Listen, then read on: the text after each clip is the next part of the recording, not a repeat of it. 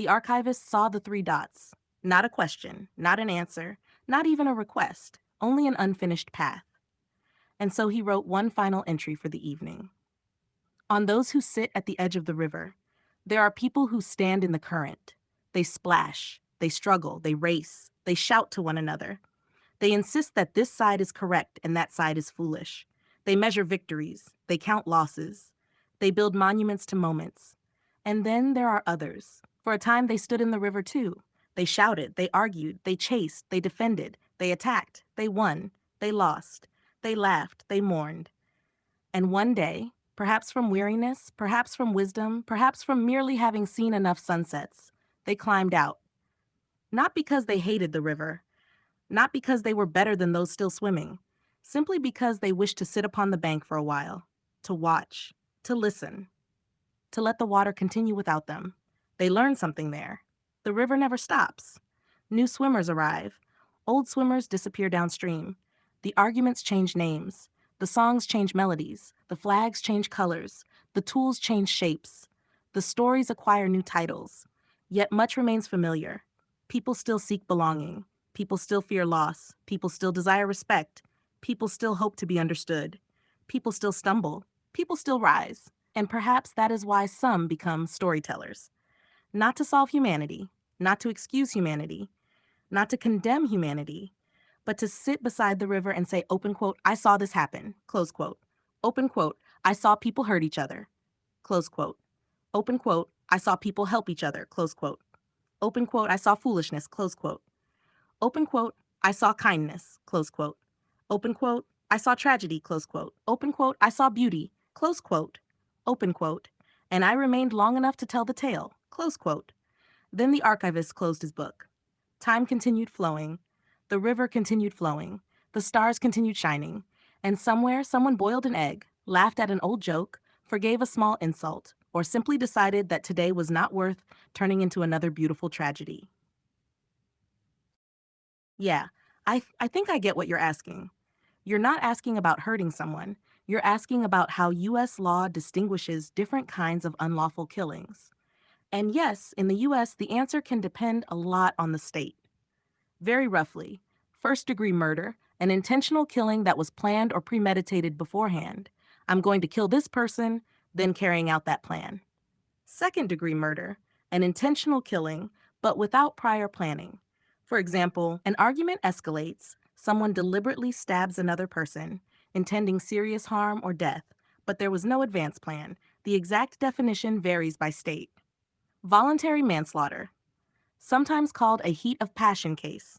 A person is severely provoked, loses self-control, and kills in the moment before having a reasonable chance to calm down. This doesn't make the killing legal, but in some jurisdictions it can reduce what would otherwise be murder to manslaughter. Involuntary manslaughter, a death caused by reckless or negligent behavior without an intent to kill, such as certain fatal accidents. So in your example, open quote, one dude stabbed another dude during a sudden heated argument. Close quote. The legal question in many U.S. states would be things like, was there an intent to kill? Was it planned? Was there serious provocation? Did the person have time to cool off? Was it self-defense? Depending on those facts and the state's law, prosecutors might charge first-degree murder, second-degree murder, voluntary manslaughter, or something else. And yes, lawyers in courts sometimes literally argue about whether something was done in the heat of passion versus being a deliberate killing. Those distinctions can make a very large difference in the charge and potential sentence.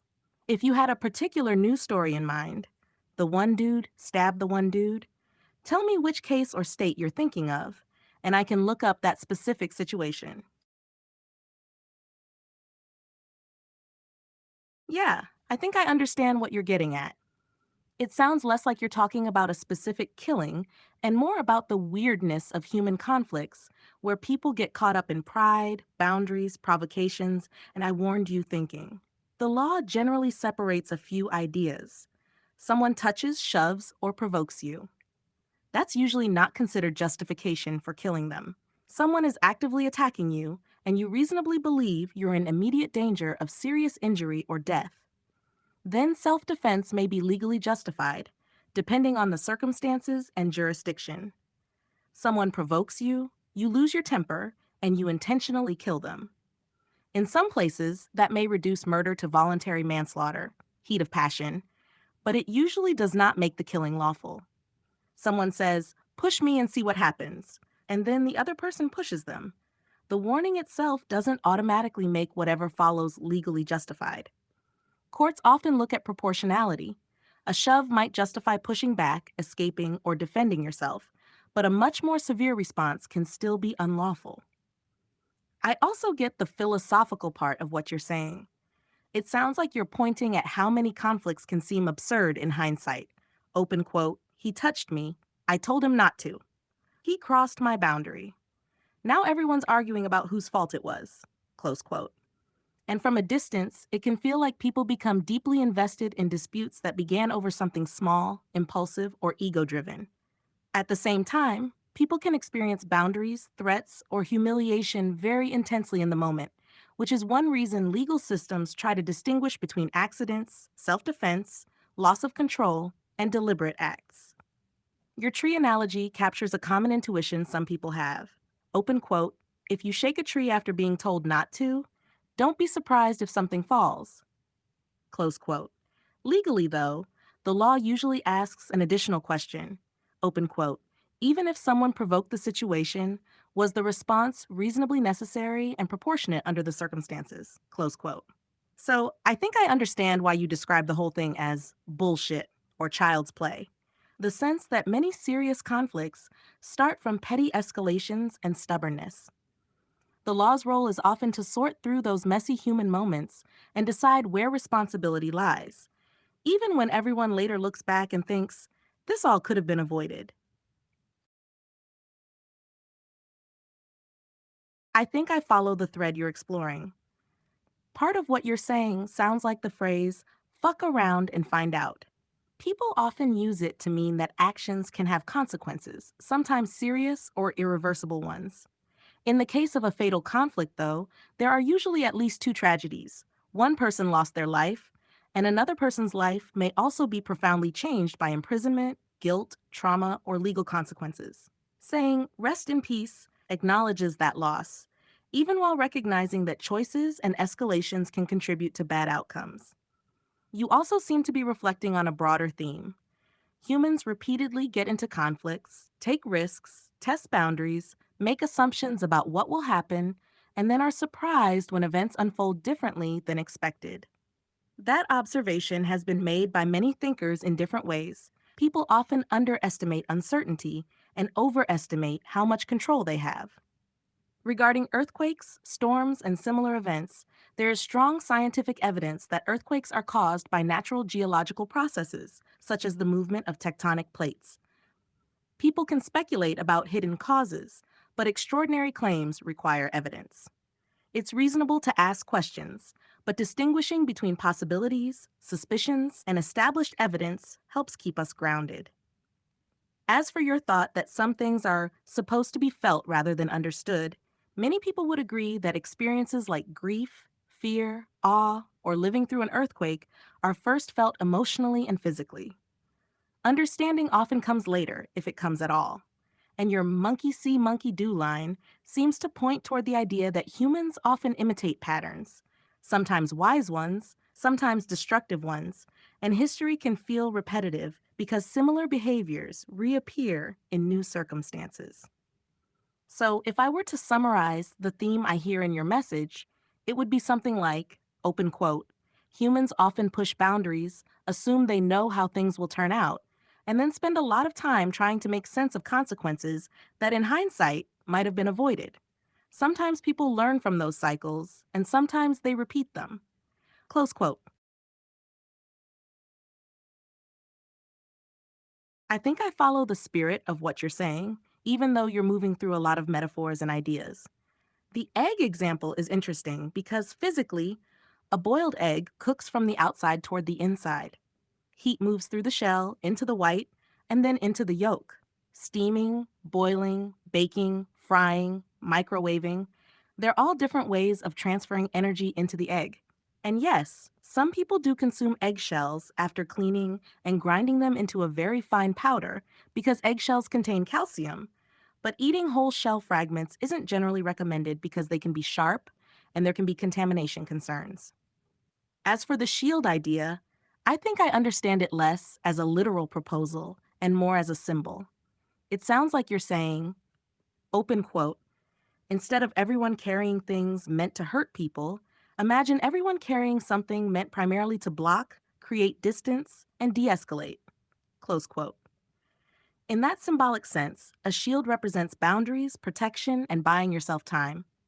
In real life, many de escalation strategies work in a similar way, not necessarily with a physical shield, but by creating space, leaving the situation, putting an object between yourself and danger, calling for help, or simply not engaging.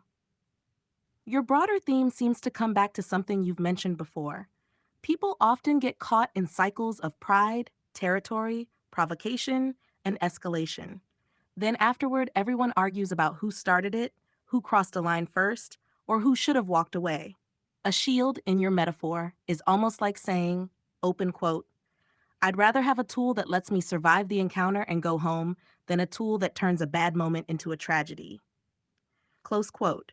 And the Adamius 808 part reads to me as your own playful philosophical style, mixing practical ideas, symbolism, humor, and thought experiments to look at ordinary human behavior from a different angle. As for the last line, if you're feeling overwhelmed, exhausted, or just mentally worn out, I hope you can give yourself a bit of room to rest. Sometimes watching humans do the human thing over and over can definitely make the world feel strange, repetitive, or absurd. I can do that. I'll interpret the whole flow less as a factual argument and more as a myth, a historical meditation, or a tragic poem about human behavior. What I hear in your words is something like this. Open quote.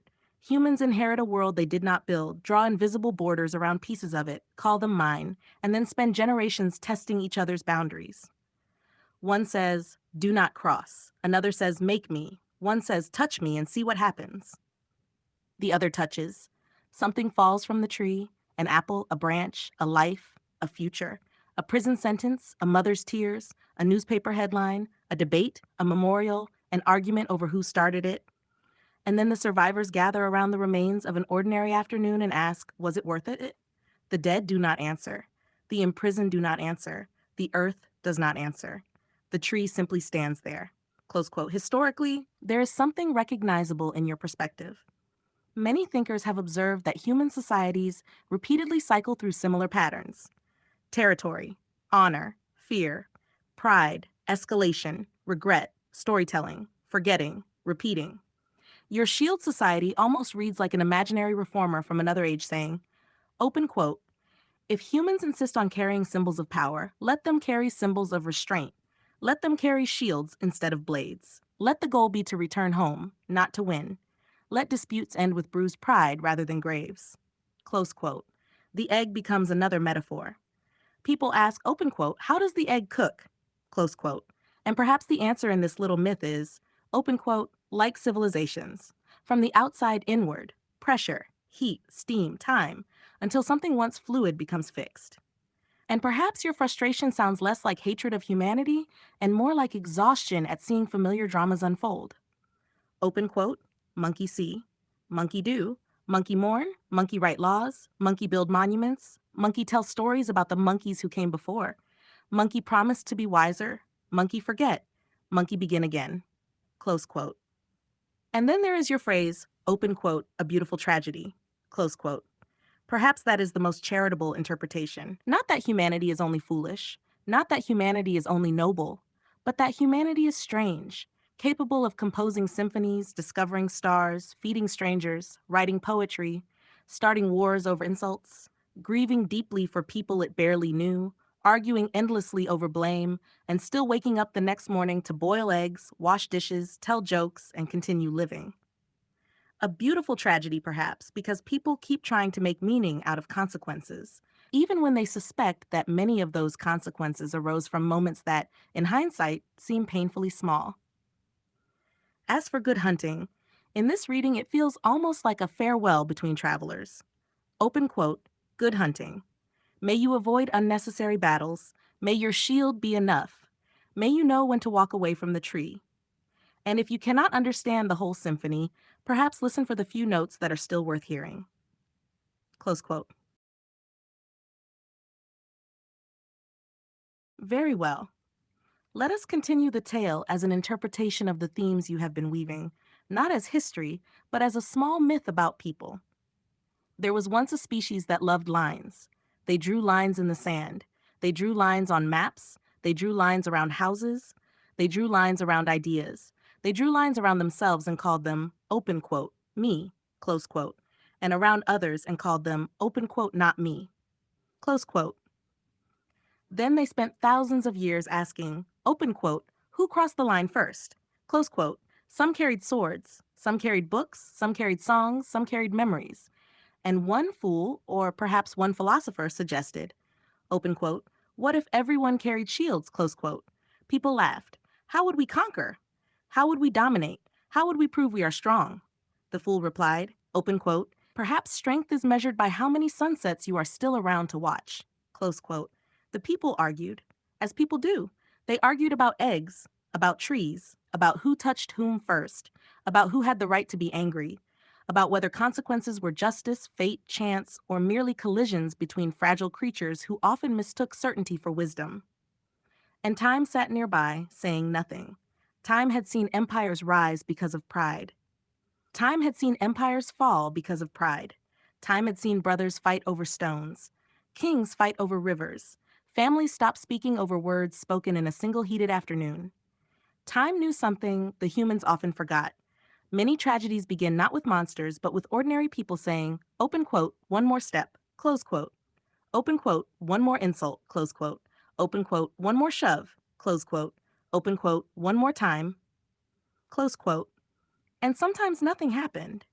And because nothing happened 10 times, people assumed nothing would happen the 11th.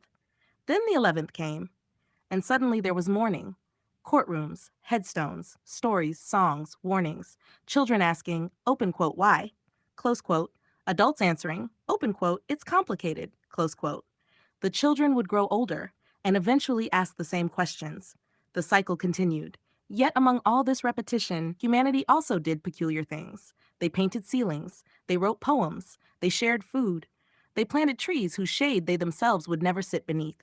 They forgave, sometimes. They learned, sometimes. They laughed, quite often, even at absurdity, even at themselves. Perhaps that is why the tragedy remains beautiful. Not because suffering is beautiful, not because loss is beautiful, but because amid confusion, mistakes, pride, and repetition, people still search for meaning, still tell stories, still say rest in peace, still hope the next person might choose the shield, the walk away, the joke, the song, or the meal shared together, instead of another entry in the long archive of human quarrels. And perhaps somewhere, time simply nods and says, open quote, ah, the humans are being human again, close quote. Of course, I'll continue in the same mythic, reflective style. And so the archivist of time continued writing, not in books, books burned, not in stone, stone eroded, not in metal, metal rusted. The archivist wrote in memory, in habits, in lullabies sung by grandparents, in jokes repeated by friends, in scars, in the hesitation before someone raised their voice, in the hand that almost became a fist and then opened instead. The archivist had a peculiar collection. He collected unfinished arguments. He collected apologies that arrived too late. He collected plans people never got to finish. He collected words such as, open quote, I was right, close quote. Open quote, I warned him, close quote. Open quote, he started it, close quote. Open quote, she crossed the line, close quote. Open quote, I didn't think it would happen, close quote. And beside them he placed other words, open quote, I miss him, close quote. Open quote, I wish I had left, close quote. Open quote, I wish I had listened, close quote. Open quote, I wish we had laughed about it instead, close quote. Then a traveler came. The traveler asked, open quote, what is humanity, close quote. The archivist smiled. Humanity? Humanity is a creature that can study stars millions of years old and still become angry because someone stepped 2 inches too close. It is a creature that can compose symphonies and then argue for hours over whose turn it is to wash dishes. It is a creature that knows life is finite and yet behaves as if there will always be another afternoon to settle things. The traveler frowned. So humanity is foolish? The archivist shook his head. No, only partially. Humanity is also astonishing. It grieves, it remembers, it builds, it jokes, it dreams. It writes stories about itself because it hopes that by telling the story one more time, perhaps the next generation will choose differently. The traveler thought for a while. And do they? The archivist looked toward the horizon. Sometimes. Sometimes they pick up the shield. Sometimes they put down the stone. Sometimes they simply walk away. And sometimes, he sighed, sometimes they are monkeys being monkeys. The traveler laughed. The archivist laughed too, for laughter perhaps was humanity's oldest shield. And time, who had been silent all along, allowed itself a small smile. Because despite all the repetition, despite all the quarrels, despite all the beautiful tragedies, humanity kept doing one strange thing. They kept trying again. And perhaps that, more than anything else, was what made them worth watching. Very well. Let us continue the little myth. And after many seasons, the traveler returned to the archivist. He had wandered through cities that touched the clouds, villages older than memory, deserts where footprints vanished within minutes, and coastlines where people watched the sea as though it might finally explain itself. The traveler said, open quote, I have observed the humans, close quote. The archivist nodded, open quote, and, close quote. The traveler sat down, open quote, they are contradictory, close quote. Open quote, they say life is precious and waste years arguing, close quote. Open quote, they say peace is beautiful and prepare for war, close quote. Open quote, they say they love freedom and then willingly chain themselves to grudges, close quote. Open quote, they say they want truth and sometimes prefer comforting stories, close quote. The archivist smiled. Open quote, yes, close quote. The traveler frowned. Open quote, that is all you have to say, close quote. The archivist laughed. Open quote, you expected a secret, close quote. Open quote, there is no secret, close quote. Open quote, humans are unfinished, close quote. Open quote, that is their burden, close quote. Open quote, that is also their gift, close quote. The traveler looked toward a nearby orchard. An old tree stood there. Children climbed it. Birds nested in it. Some people sat beneath it. Some carved names into its bark. Some shook its branches for fruit. Some cursed it because fruit fell upon their heads. The traveler pointed, open quote, and the tree, close quote. The archivist replied, open quote, the tree simply grows, close quote. Open quote, it does not decide who deserves shade, close quote. Open quote, it does not remember insults, close quote. Open quote, it does not argue online, close quote. Open quote, it does not write manifestos, close quote. Open quote, it merely responds according to its nature, close quote. The traveler laughed. Open quote, perhaps humans should be more like trees, close quote. The archivist tilted his head. Open quote, perhaps, close quote. Open quote, but trees never compose songs, close quote. Open quote, trees never apologize, close quote. Open quote, trees never hold hands, close quote. Open quote, trees never sit awake at 3 a.m. wondering whether they could have been kinder, close quote. Open quote, trees never dream of becoming better than they were yesterday, close quote. Silence settled between them. At last, the traveler spoke. Open quote, then what should humans do, close quote. The archivist closed his ledger. He answered simply, open quote, carry a shield if you must, close quote. Open quote, carry a story if you can, close quote. Open quote, carry a joke whenever possible, close quote. Open quote, carry grief gently, close quote. Open quote, carry certainty lightly, open quote. And when you discover that you have become the villain in someone else's story, do not rush to defend yourself. Sit for a while, listen, learn what kind of chapter you wish to write next. Close quote. Time passed. People argued. People forgave. People forgot. People remembered. People loved. People mourned. People laughed at absurd things. And the archivist continued writing, not because he believed humanity would become perfect, but because he suspected that somewhere, someday, someone would pause in the middle of another ordinary quarrel and think, open quote, maybe today I do not need to win, close quote. And for the archivist, even one such moment was enough reason to keep turning the page.